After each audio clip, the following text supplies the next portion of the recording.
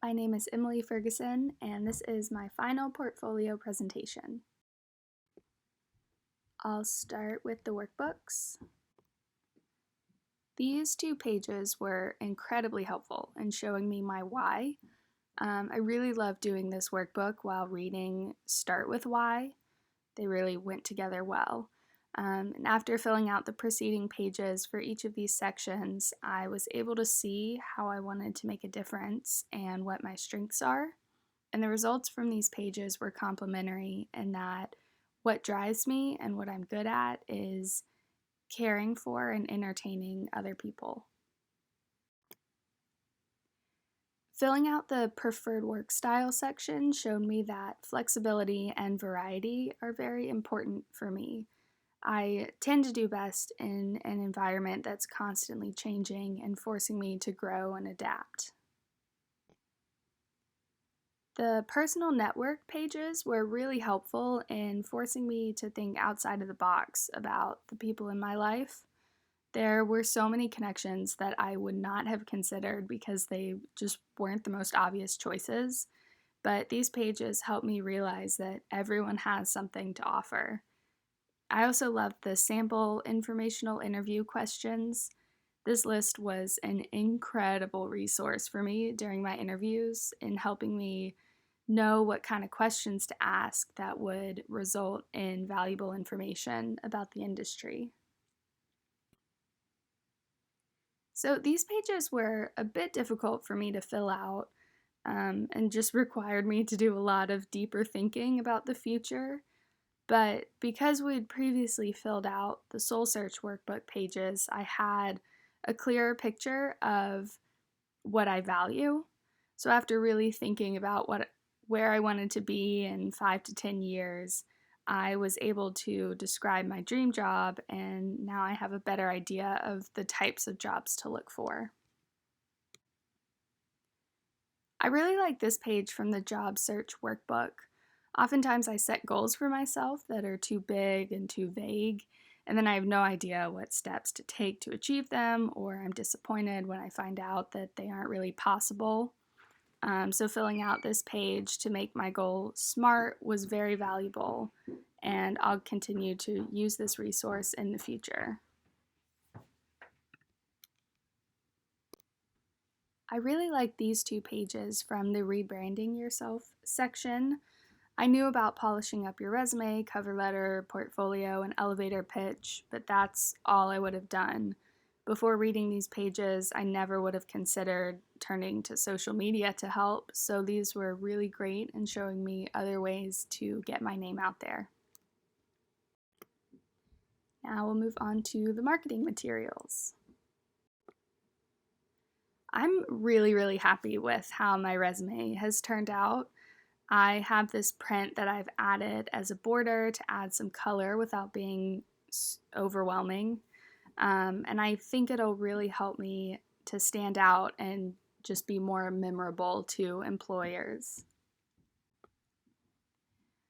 I've used this print throughout many of my materials to create cohesion.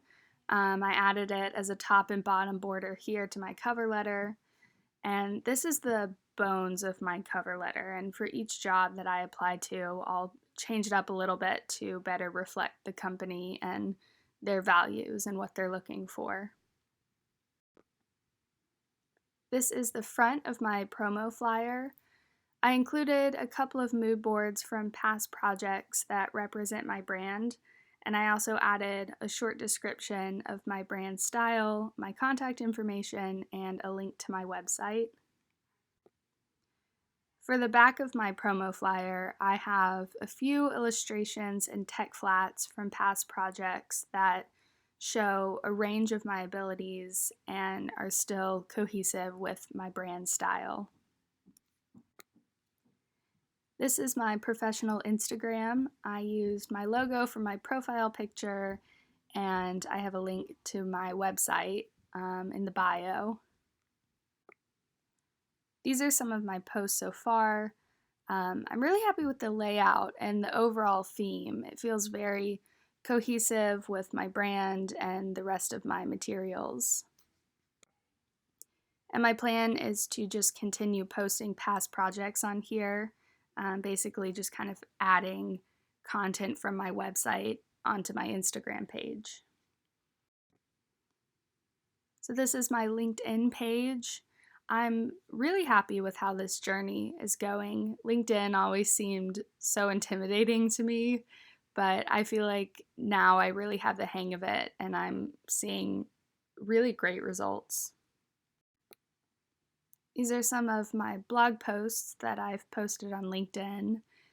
I also made a post sharing my website and I pinned that to my featured post section so that it's easier for people to navigate to. This section lists my past experience in the fashion industry. I included a short paragraph for each describing the knowledge and experience that I gained from each position. This section lists my skills relating to the fashion industry. My advisor and one of my professors have endorsed some of these skills. These are the recommendations that I've received. My advisor and professor were kind enough to write these for me.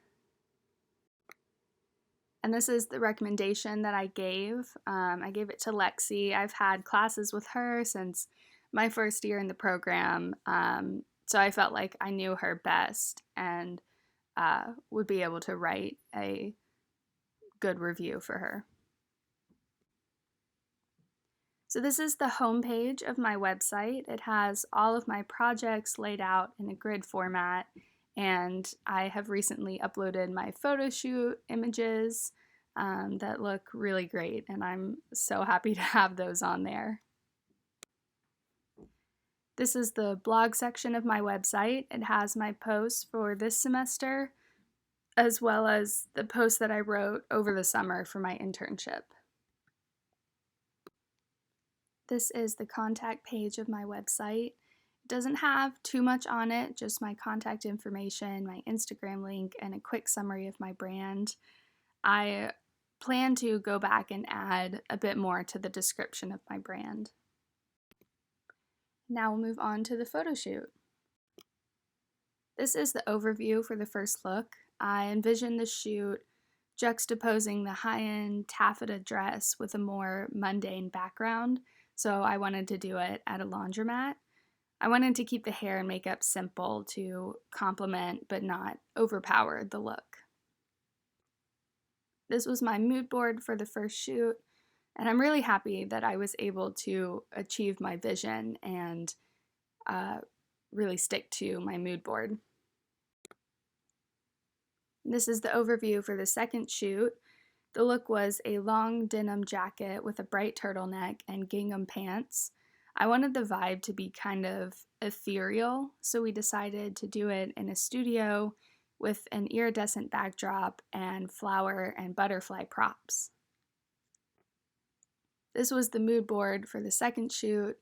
I was very inspired by Frida Kahlo.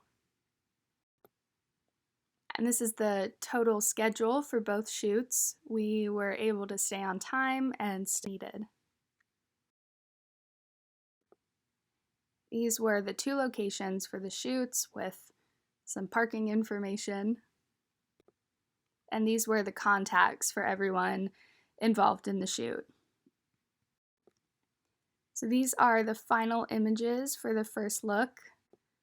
I'm really happy with how they turned out. It was exactly my vision and I didn't have to change anything at all, and it turned out just how I wanted it to and fits in really well with my mood board.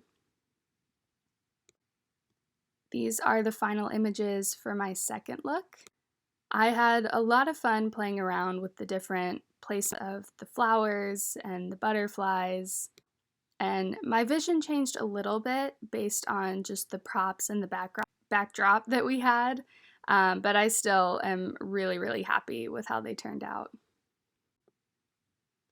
So now we'll move on to the target lists. This is my target list for my informational interviews. I reached out to people through LinkedIn, with all different types of jobs in the fashion industry to get hopefully a lot of different perspectives. And I was fortunate enough to have a lot of people reach back out to me and be willing to talk to me. This is my target list for jobs and internship opportunities. Most of the contacts on here now are recruitment agencies, but I plan to keep coming back to this and fleshing it out with different companies that I come across and would love to work for. And this is the message that I used for my informational interviews. I actually originally had a slightly different message, but the LinkedIn connect messaging function only allowed so many characters, so I had to kind of shorten that a bit. These are my notes from the interviews. Each interview experience was so different in what we talked about, what they wanted to know, and I got a really, really wide range of incredible advice. A tip that most people gave me was to focus on my tech design and my flat patterning skills because it's so important to be able to think about how a garment will actually be constructed.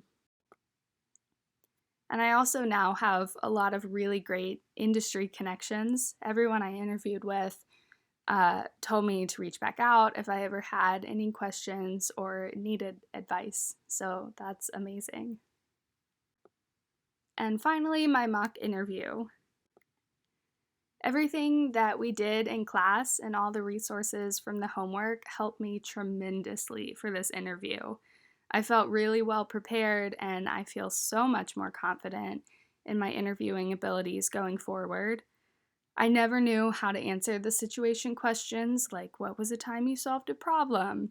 But now I have a better idea of what the interviewer is looking for in my answer, and so I'm just not as worried about those questions anymore.